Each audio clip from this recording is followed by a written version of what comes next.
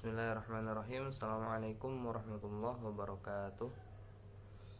Alhamdulillahirabbil alamin. Shalatu wassalamu ala asrafil anbiya'i wal mursalin wa ala alihi wa sahbihi rasulillahi ajma'in. Amma ba'du. Allahumma shalli ala Muhammad wa ala ali Muhammad.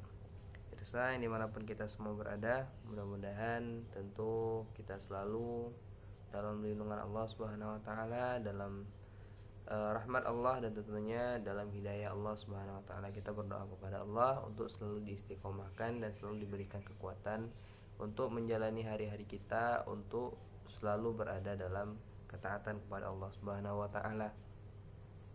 Seterusnya, tentu hal yang pertama sekali kembali kita perhatikan itu adalah rasa syukur kita pada Allah Subhanahu wa taala. Tentu kembali harus kita perbanyak, harus kembali kita merenungi atas apa-apa yang telah Allah berikan kepada kita. Lalu bagaimana mungkin kita tidak bersyukur atas nikmat yang telah Allah berikan kepada kita. Selanjutnya, salawat dan salam juga tak lupa kita hadiahkan untuk Rasulullah, Rasul kita Nabi Muhammad sallallahu alaihi wasallam. Allahumma shalli ala Muhammad wa ala ali Muhammad. Pemirsa yang dimanapun kita berada, kembali lagi kita masih alhamdulillah diizinkan untuk bertemu dalam video singkat ini.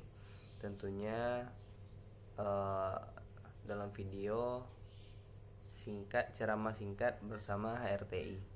Maka yang akan jadi pembahasan kita pada kesempatan kali ini itu adalah tentang bagaimana kita sebaiknya dalam memanfaatkan Ramadan yang masih Allah berikan kepada kita. Sebelumnya kita selalu membahas tentang pokok-pokok hal-hal yang harus dilakukan, mengapa kita tidak boleh menyia-nyiakan Ramadan, atau bahkan kita juga sudah mempelajari apa-apa yang mungkin selama ini kita lakukan namun itu bukan hal yang tepat ternyata ketika kita melakukan hal-hal tersebut atau kebiasaan-kebiasaan tersebut selama bulan Ramadan. Maka kembali kita akan mencoba mendalami hal-hal yang mungkin tentunya kita berharap ini menjadi ilmu bagi kita, dan kemudian ini juga akan menjadi penunjang amalan kita selama kita mengarungi bulan Ramadan ini. Maka perlu kita pahami terlebih dahulu, pemirsa dimanapun kita semua berada, bahwa memang tak ada satupun jaminan dari Allah Subhanahu wa taala. Memang sampai hari ini Allah izinkan kita untuk menikmati bulan Ramadan, untuk berkesempatan beribadah pada bulan Ramadan. Namun tak ada satupun jaminan bahwa ternyata di tahun depan, atau jangankan di tahun depan, di beberapa bulan ke depan, di beberapa hari ke depan saja, itu tak ada jaminan dari Allah bahwa kita akan bisa bertahan, kita masih akan Allah panjangkan umur kita untuk bisa menikmati ibadah Ramadan ini, beribadah pada bulan Ramadan ini hingga akhir dari Ramadan tahun 1444 Hijriah ini. Nah, apalagi tentunya untuk Ramadan tahun depan, itu tak ada satupun yang bisa memberikan garansi, tak ada satupun yang bisa menjamin bahwa kita nantinya akan bisa bertemu dengan bulan Ramadan tahun depan. Maka ini sebenarnya yang harus kita maknai, ini yang sebenarnya harus kita pahami, karena memang usia kita itu tidak panjang. Kita bahkan tidak tahu kapan waktunya ternyata Allah akan menyuruh kita untuk pulang. Maka satu-satunya yang bisa kita lakukan adalah memastikan bahwa ketika Allah menyuruh kita untuk pulang, itu posisinya pada saat Allah memanggil kita itu, kita sudah harus memastikan diri kita dengan bekal terbaik kita. Di antara bekal yang bisa kita maksimalkan ini tentunya adalah dengan bulan Ramadan. Maka mari pada kesempatan kali ini kita merenungi lagi sebuah hadis dari Rasulullah Shallallahu Alaihi Wasallam tentang lagi-lagi keutamaan Ramadan ini.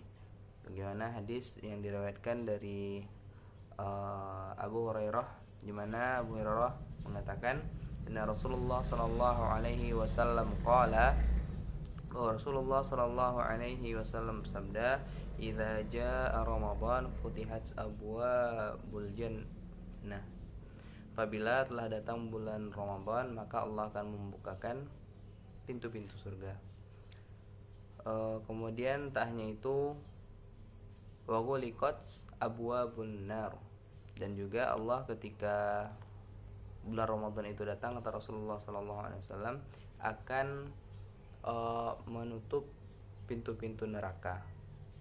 Dan apa yang terakhirnya, kita sangat mengetahui bahwa pada bulan Ramadan ini, ketika Ramadan datang, maka setan-setan akan dibelenggu oleh Allah Subhanahu wa taala. Ini disampaikan oleh Rasulullah SAW dalam hadis yang dengan statusnya itu muttafaqun alaih, atau dituliskan oleh Imam Bukhari dalam kitabnya dan juga dituliskan oleh Imam Muslim di masing-masing kitabnya.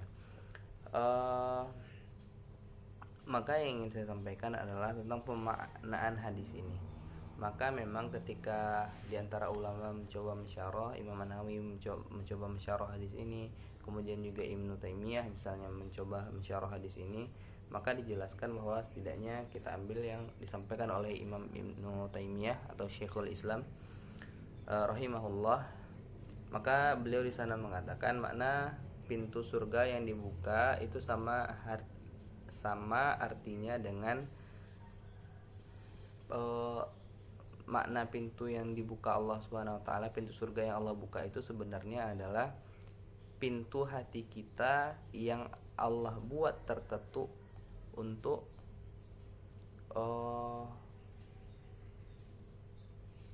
berkeinginan tinggi kita melakukan ibadah-ibadah pada bulan Ramadan ini. Maka ini sebenarnya adalah di antara syarah yang dikemukakan oleh para ulama, khususnya Imam Ibnu Taimiyah, ketika mengatakan maksud dari pintu-pintu surga dibuka itu adalah pintu hati kita yang sebenarnya Allah izinkan untuk terkutuk, untuk diberikan keinginan atau dorongan yang tinggi untuk melakukan ibadah, memperbanyak ibadah pada bulan Ramadan ini. Maka ini yang dimaksud dengan pintu-pintu surga dibuka. Maka seolah-olah kemungkinan kita untuk masuk surga Allah itu jauh lebih tinggi daripada bulan-bulan lainnya. Dan kemudian maksud dari pintu neraka yang Allah tutup itu, kata Ibnu Taimiyah, adalah diantaranya bahwa memang pada bulan ini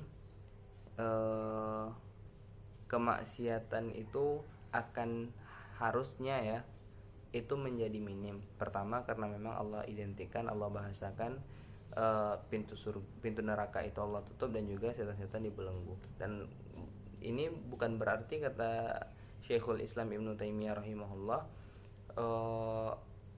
setan itu benar-benar dibelenggu. Setan itu mungkin secara zahirnya masih ada, namun ia sudah tidak memiliki otoritas lagi untuk mengganggu manusia. Maksudnya bagaimana? Idealnya ketika pintu surga itu dibuka, seseorang tadi terketuk pintu hatinya untuk banyak beribadah. Ketika seorang banyak beribadah, seharusnya ia sudah terhindar dari kemaksiatan kepada Allah Subhanahu wa taala. Kayak ini yang sebenarnya dimaksudkan dengan setan-setan yang Allah belenggu. Bukan berarti ketika setan Allah belenggu itu kemaksiatan sudah tidak ada sama sekali, karena memang kata Ibnu Taimiyah juga sumber kemaksiatan itu sebenarnya bukan dari setan. Setan itu hanya sekedar mengompori, sekedar membisikkan. Nah, namun inti dari sebuah kejahatan itu ketika terjadi suatu hal yang buruk itu terjadi bukan karena setannya, namun karena hawa nafsu yang ada pada setiap diri manusia. Maka ketika hatta setan pun dibelenggu pada bulan Ramadan, mengapa kemaksiatan masih ada? Ya karena memang sumber dari kemaksiatan itu sendiri adalah sebenarnya setiap diri manusia memiliki potensi untuk melakukan hal tersebut. Maka kita berlindung dari Allah Subhanahu wa taala dari hal-hal yang buruk tentunya, apalagi selama bulan Ramadan ini. Karena kita tidak pernah mengetahui sampai kapan sebenarnya Allah izinkan kita untuk bisa beribadah pada bulan Ramadan ini, dan tentunya akan sangat sayang ketika kita tidak memaksimalkan ibadah kita, tidak memaksimalkan titipan Allah, khususnya Ramadan yang masih Allah izinkan kita untuk merasakan setidaknya pada sampai hari ini. Dan kita berdoa kepada Allah untuk dipanjangkan umur kita, dikuatkan dalam ibadah, dan juga tentunya ketika Allah panggil kita menjadi bagian dari orang-orang yang sudah siap Allah panggil untuk menghadap Allah.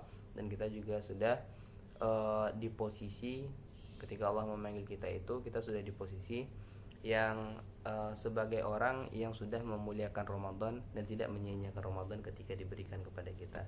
Baik, itulah mungkin yang dapat kami sampaikan pada kesempatan yang singkat ini. Banyak maaf, billahi taufik wal hidayah. Assalamualaikum warahmatullahi wabarakatuh.